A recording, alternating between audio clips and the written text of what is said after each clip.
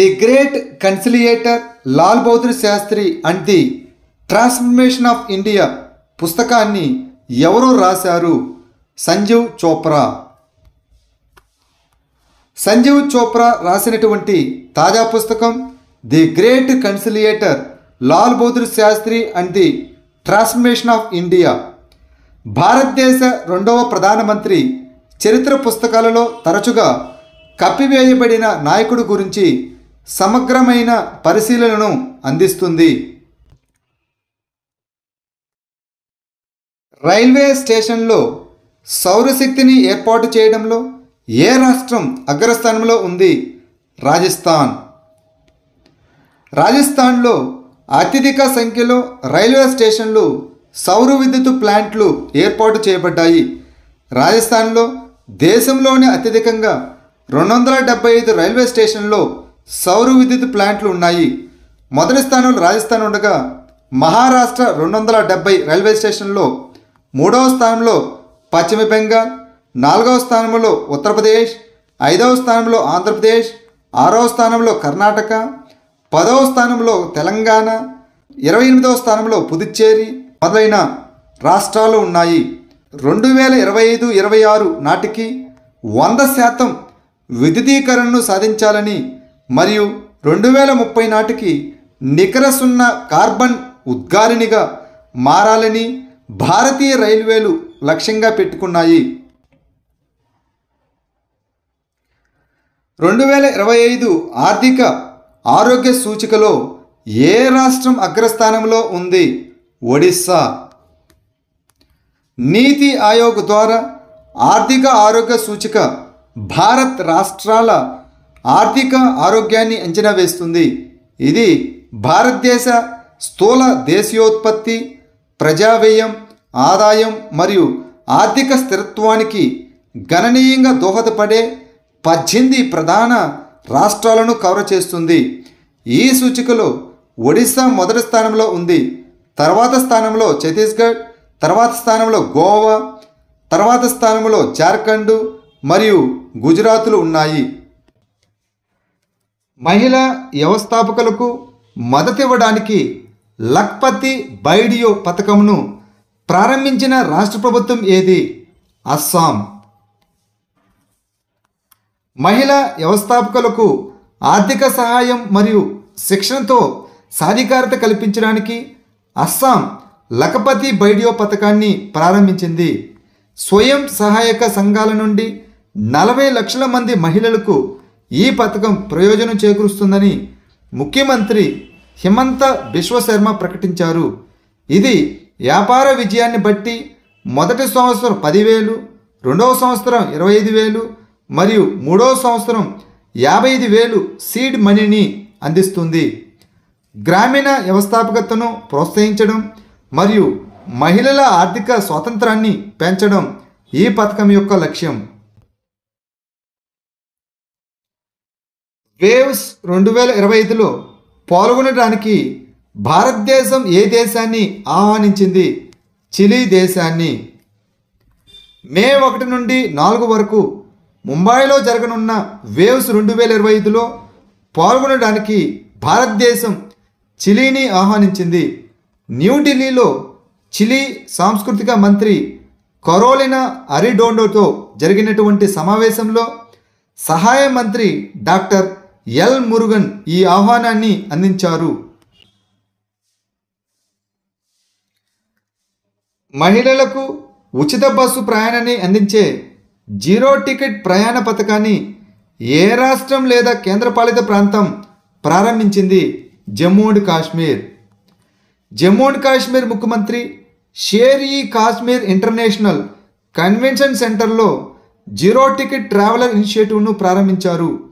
ఈ ఇనిషియేటివ్ ద్వారా కేంద్రపాలిత ప్రాంతం అంతటా స్మార్ట్ సిటీ ఎలక్ట్రిక్ బస్సులు మరియు Jammu and Kashmir road transport corporation బస్సులలో మహిళలు ఉచితంగా ప్రయాణించవచ్చు.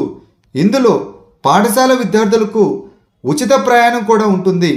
యువ విద్యార్థులకు సురక్షితమైన మరియు సులభమైన ప్రయాణాలను నిర్ధారిస్తుంది. బాలపక్రం జాతీయ ఉద్యానవనం ఏ రాష్ట్రంలో ఉంది? మేఘాలయ. మేఘాలయలోని నారంగవారి విలేజ్ రిజర్వ్ ఫారెస్ట్లో wild life trust of India యొక్క గారో గ్రీన్ స్వైన్ ప్రాజెక్టు బృందం కెమెరా ట్రాప్లో ఒక అరుదైన బింటురాంగును బంధించింది. బింటురాంగు అనగా ఎలుగుబంటి అని కూడా పిలుస్తారు. ఇది భారతదేశంలో అతిపెద్ద సివెట్టు. ఇది ఆగ్నేషియాలోని దట్టమైన అడవులలో కనిపించేటటువంటి సర్వభక్షక క్షీరదం. దీని పరిధి నేపాలు, భారతదేశం మరియు భూటాన్ నుండి సుమత్రా, జావా మరియు బోర్నియో వరకు విస్తరించి ఉంటుంది. మేఘాలయలో ఉన్న బాల్పక్రమ్ నేషనల్ పార్కు దాని గొప్ప జీవ వైవిధ్యం మరియు సుందరమైన ప్రకృతి దృశ్యాలకు ప్రసిద్ధి చెందినది. 2035లో జరిగే ఫిఫా మహిళల ప్రపంచ కప్కు ఆతిథ్యం ఇవ్వనున్న దేశం ఏది? United Kingdom. United Kingdom FIFA మహిళల ప్రపంచ కప్ 2035కు ఆతిథ్యం ఇవ్వనుంది. సెర్బియాలోని బెల్గ్రేడ్లో జరిగిన యువిఎఫ్ఏ అనగా union of European football association కాంగ్రెస్లో ఫిఫా అధ్యక్షుడు అయిన జియానీ ఇన్ఫాంటినో ఈ ప్రకటన చేశారు. ఆసియా క్రికెట్ కౌన్సిల్ కొత్త అధ్యక్షుడిగా ఇటీవల ఎవరు నియమితులయ్యారు? మొయిసిన్ నఖ్వీ.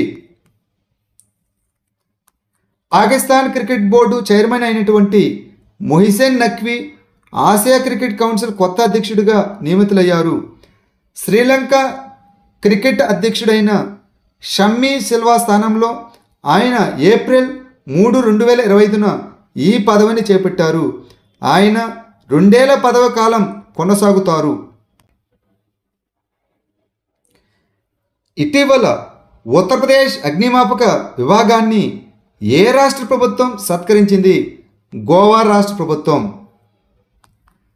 మహాకుంభ్ సమయంలో లక్షలాది మందికి అగ్ని ప్రమాదం జరగకుండా అగ్ని భద్రతను కల్పించి అసాధారణ విపత్తు నిర్వహణకు గాను గోవా ముఖ్యమంత్రి యూపీ అనగా ఉత్తరప్రదేశ్ అగ్నిమాపక శాఖను సత్కరించారు.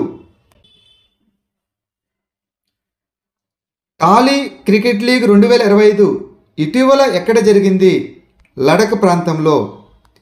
లడఖ్లో జరిగిన టాలీ క్రికెట్ లీగ్ 2025 ఈ ప్రాంతంలో క్రీడలు మరియు సమాజ ఎంగేజాన్ని ప్రోత్సహించడమే దీని యొక్క లక్ష్యం. ఇటీవల మొట్టమొదటి అంతర్జాతీయ ఏఐ భద్రతా నివేదిక 2025ను విడుదల చేసిన దేశం ఏది? United Kingdom. యునైటెడ్ కింగ్డమ్లోని సైన్సు, ఇన్నోవేషన్ మరియు టెక్నాలజీ విభాగం అదేవిధంగా ఆర్టిఫిషియల్ ఇంటెలిజెన్స్ సెక్యూరిటీ ఇన్స్టిట్యూట్ మొట్టమొదటి అంతర్జాతీయ ఆర్టిఫిషియల్ ఇంటెలిజెన్స్ సేఫ్టీ రిపోర్ట్ 2025ను విడుదల చేశాయి. ఆర్టిఫిషియల్ ఇంటెలిజెన్స్ సాధనాలను ఉపయోగించి పిల్లల లైంగిక వేధింపుల మెటీరియల్ అనగా CSAM సృష్టించబడడం పెరుగుతున్న ముప్పు గురించి ఈ నివేదిక హెచ్చరిస్తుంది. ఆర్టిఫిషియల్ ఇంటెలిజెన్స్ ఉత్పత్తి చేయబడిన ఈ CSAMను పరిష్కరించడానికి యునైటెడ్ కింగ్డమ్ మొట్టమొదటి చట్టపరమైనటువంటి చర్యలు తీసుకుంటున్నది.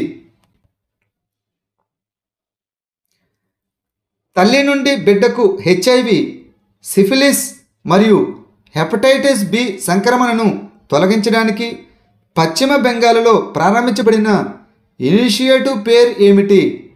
Triple elimination initiative. 2026 నాటికి తల్లి నుండి బిడ్డకు హ్యూమన్ ఇమ్యూనో డెఫిషియన్సీ వైరస్ అనగా HIV, సిఫిలిస్ మరియు హెపటైటిస్ B వ్యాధిని ఆపడానికి పశ్చిమ బెంగాల్ ట్రిపుల్ ఎలిమినేషన్ పైలట్ ప్రాజెక్టును ప్రారంభించింది. ఇది భారతదేశంలో మొట్టమొదటి ఇనిషియేటివ్. అదేవిధంగా విలియం J. క్లింటన్ ఫౌండేషన్ మరియు ప్రపంచ ఆరోగ్య సంస్థ WHOతో కలిసి దీనిని నిర్వహిస్తున్నారు.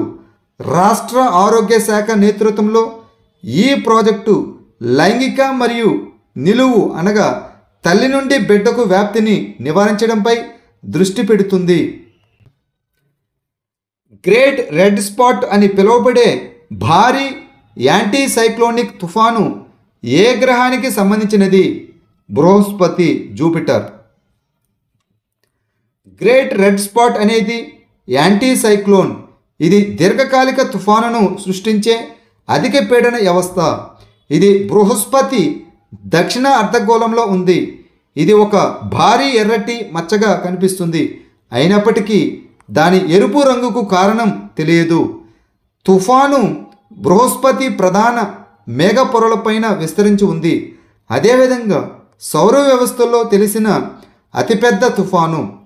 తుఫాను కనీసం 150 సంవత్సరాలుగా ఉంటుంది మరియు ఇంకా పాతది కావచ్చు కూడా. భూమిపై తుఫాన్లు ల్యాండ్ అయినప్పుడు బలహీనపడే తుఫాన్లు మాదిరిగా కాకుండా బృహస్పతి తుఫాన్లు దాని లోతైన వాతావరణం కారణంగా చురుకుగా ఉంటుంది. పిఎం అజయ్ పథకం యొక్క ప్రాథమిక లక్ష్యం ఏమిటి? ఎస్సీ వర్గాలలో పేదరికాన్ని తగ్గించడం. ప్రధానమంత్రి అనుసూచిత్ జాతి అధ్యయనం యోజన అనగా పిఎం అజయ్ అనేది 2021-22 నుండి అమలు చేయబడిన కేంద్ర ప్రాయోజిత పథకం. ఇందులో 3 భాగాలు ఉంటాయి. ఆదర్శ గ్రామం, షెడ్యూల్డ్ కుల వర్గాల సామాజిక ఆర్థిక మెరుగుదల కోసం జిల్లా లేదా రాష్ట్ర స్థాయి ప్రాజెక్టులకు గ్రాంట్స్ ఇన్ ఎయిడ్. అదేవిధంగా మూడోది హాస్టల్. ఈ పథకం ఎస్సీ ఆధిపత్య గ్రామాలలో మౌలిక సదుపాయాలు మరియు సేవలను నిర్ధారించడం ద్వారా సామాజిక ఆర్థిక సూచికలను మెరుగుపరచడం లక్ష్యంగా పెట్టుకుంది. నైపుణ్యాభివృద్ధి మరియు ఆదాయాన్ని పెంచే పథకాల ద్వారా ఉపాధిని సృష్టించడం ద్వారా ఇది పేదరికాన్ని తగ్గిస్తుంది. ఇటీవల ఆర్బీఐ నివేదిక ప్రకారం 2000 రూపాయల నోట్లలో ఎంత శాతం బ్యాంకింగ్ వ్యవస్థకు తిరిగి వచ్చాయి?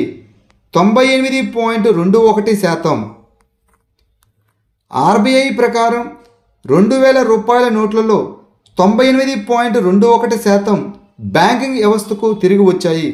మే 2023లో 2000 రూపాయల నోట్లను చలామణి నుండి ఉపసంహరించుకున్న తర్వాత ఆర్బీఐ దీనిని ప్రకటించబడింది.